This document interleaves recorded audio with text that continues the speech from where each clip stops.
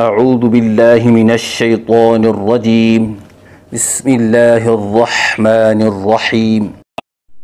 اب ہم تیسری تختی کی غلطیوں کی نشاندہی کریں گے۔ بعض بچے الف لام میم کو الف لام میم پڑھتے ہیں، یعنی شروع کے الف کو لمبا کر کے پڑھتے ہیں، جو کہ غلط ہے، اور الف کی تفصیل پہلی تختی میں گزر چکی ہے۔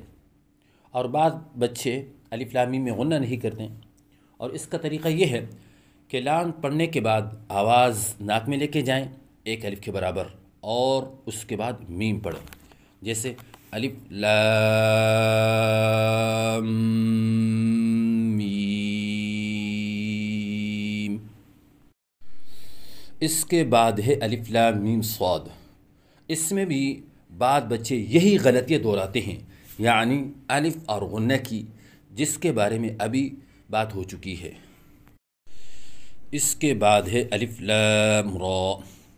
اس میں بھی بعض بچے شروع کے الف کو لمبا کر کے پڑھتے ہیں، اور بعض بچے آخر میں را کے اوپر کڑی زبر کو ایک الف کے برابر لمبا کر کے نہیں پڑھتے، جیسے الف لام را، جو کہ غلط ہے۔ صحیح ادائیگی ہے الف لام را۔ اس کے بعد ہے الف لام میم را۔ اس میں بھی بعض بچے یہی غلطیاں دہراتے ہیں، یعنی یا تو شروع کے الف کو لمبا کر کے پڑھتے ہیں، یا غنہ نہیں کرتے، یا آخر میں را کے اوپر کڑی زبر کو ایک الف کے برابر لمبا کر کے نہیں پڑھتے۔ اس کے بعد ہے کاف ہا یا عین صاد۔ اس میں بھی بعض بچے ہا اور یا کے اوپر جو کڑی زبر ہے اس کو واضح کر کے یا ایک الف کے برابر لمبا کر کے نہیں پڑھتے، جیسے کاف ہا یا عین صاد۔ تو ہا اور یا کے اوپر جو کڑی زبر ہے اس کو واضح کر کے اور ایک الف کے برابر لمبا کر کے پڑھنا چاہیے، جیسے کاف ہا یا عین صاد۔ اور کاف ہا یا عین صاد میں عین کے نون کے بعد حروف اخفا میں سے صاد آیا ہوا ہے، لہذا یہاں پر اخفا بھی کرنا چاہیے۔ اس کے بعد ہے طٰہٰ۔ اس میں بھی بعض بچے کڑی زبر کو ایک الف کے برابر لمبا کر کے نہیں پڑھتے، جیسے طٰہٰ، اور بعض بچے زیادہ لمبا کر کے پڑھتے ہیں، جیسے طٰہٰ۔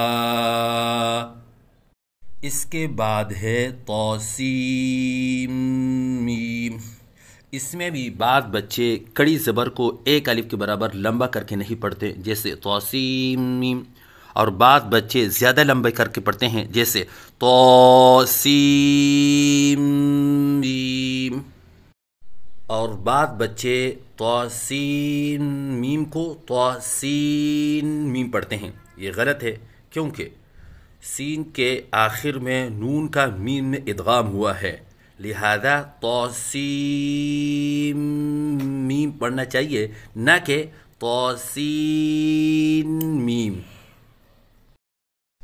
اگلا جتنا سبق رہ کیا ہے اس میں بھی انہی غلطیوں سے بچنے کی کوشش کرنا چاہیے۔ اگلا سبق ہم بغیر تفصیل کے پڑھیں گے، جہاں پر ضرورت ہو وہاں پر تفصیل بیان کریں گے۔ طاسین، یاسین، صاد، حامیم، حامیم، عین، سین، قاف۔ یہاں پر عین کے بعد اور سین کے بعد اخفا کرنا چاہیے، کیونکہ عین سین قاف میں عین کے نون کے بعد سین اور سین کے نون کے بعد قاف کے ہونے کی وجہ سے اخفا کا قاعدہ پایا جاتا ہے۔ قاف، نون،